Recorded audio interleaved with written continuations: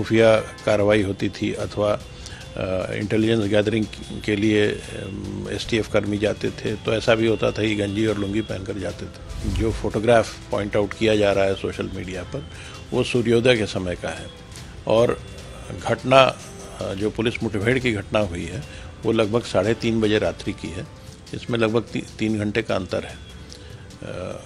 उक्त अधिकारी का कहना था कि उनका जूता कीचड़ से सन गया था और इस कारण उन्होंने गाड़ी में रखे अपने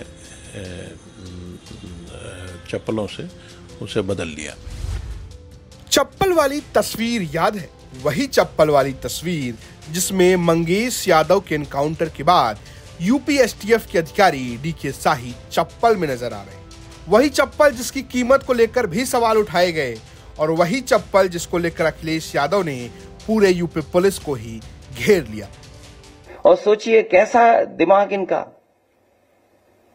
सरकार ने कैसी होशियारी दिखाई कि चप्पल में इनकाउंटर कर दिया। बताइए आप, कैसा दिमाग है इन लोगों का, क्या होशियारी दिखाई। कौन नई तस्वीर देख करके बता सकता है कि यह झूठा इनकाउंटर हुआ था। चप्पल में एनकाउंटर को लेकर खूब सवाल उठाए गए। अब इस पर पुलिस की तरफ से जवाब आ गया है। जवाब एसटीएफ चीफ अमिताभ एस ने खुद दिया है।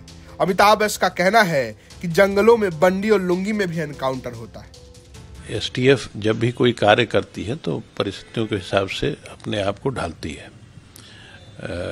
जंगल के ऑपरेशन में अलग तरह के वस्त्रों का इस्तेमाल होता है। जब जंगलों में खुफिया कार्रवाई होती थी अथवा इंटेलिजेंस गैदरिंग के लिए एसटीएफ कर्मी जाते थे, तो ऐसा भी होता था कि गंजी और लुंगी पहनकर जाते थे।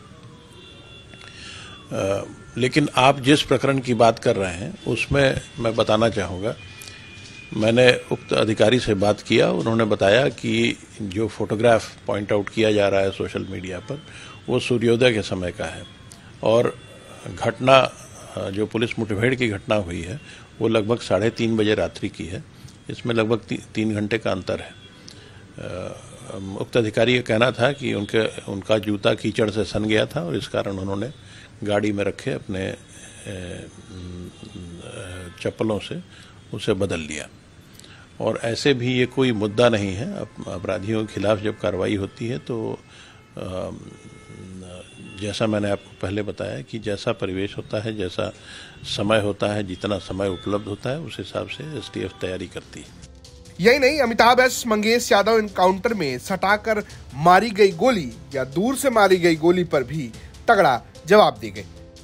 जो मंगेश यादव का एक इनकाउंटर था उसमें ये कहा गया, आरोप लगा कि सटाकर गोली मारना और 5 दिन पहले उठाकर ले जाना पुलिस के द्वारा ऐसा किया गया और उसके बाद रखा गया, इस तरीके के आरोप लगते रहे। लेकिन फैक्ट सर क्या था उसमें?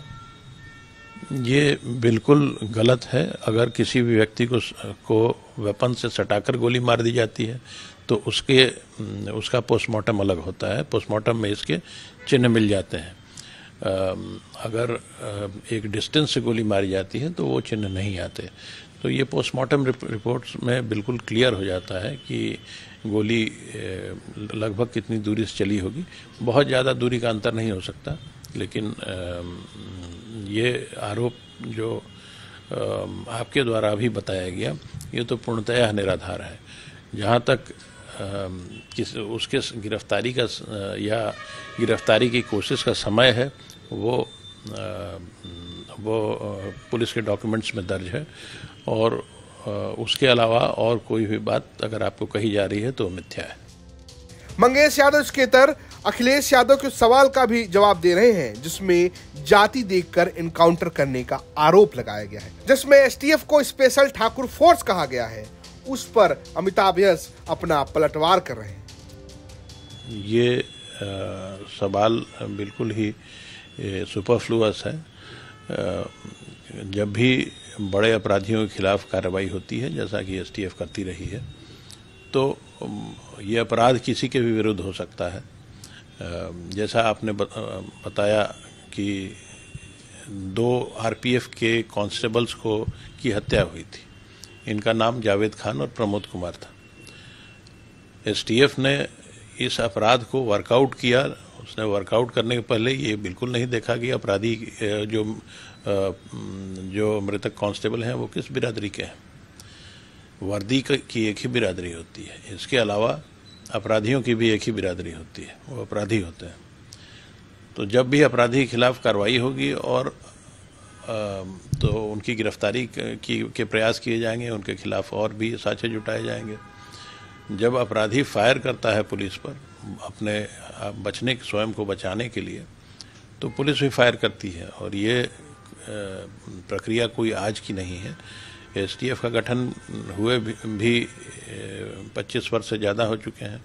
पुलिस पूर्व में भी इस प्रकार की कार्रवाई करती रही, डकैतों से मुठभेड़ पुलिस के होते रहे, तो ये कोई नई बात नहीं है। ये जरूर है कि एसटीएफ चूँकि बड़े अपराधियों के विरुद्ध कार्रवाई करती है, तो एसटीएफ पर फायरिंग होने की संभावना ज़्यादा रहती है। और एसटीएफ उस हिसाब से तैयारी और ट्रेनिंग भी करती है, अपने आप को इक्विप भी करती है।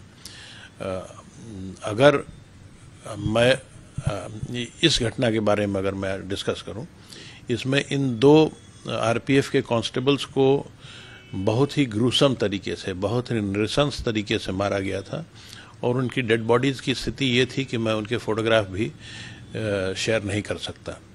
तो इस तरह के दुर्दांत अपराधी से तो हमें उम्मीद भी नहीं करनी चाहिए कि वो बहुत आसानी से पुलिस के सामने सरेंडर कर देंगे या पुलिस के साथ वो दूसरे तरह का व्यवहार करेंगे। और इस बार चूँकि एक जॉइंट ऑपरेशन किया था गाजीपुर पुलिस और यूपी एसटीएफ ने, तो दोनों ने मिलकर अपराधी को गिरफ्तार करने की कोशिश की और वो मारा गया। फिलहाल यूपी में लगातार हो रहे एनकाउंटर को लेकर खूब सवाल पूछे जा रहे हैं। विपक्ष लगातार एसटीएफ और उसके द्वारा किए जा रहे एनकाउंटर पर सवाल उठा रहा है। वहीं योगी सरकार और यूपी पुलिस लगातार उसे डिफेंड कर रही है। लखनऊ से आशीष श्रीवास्तव के साथ ब्यूरो रिपोर्ट, यूपी तक।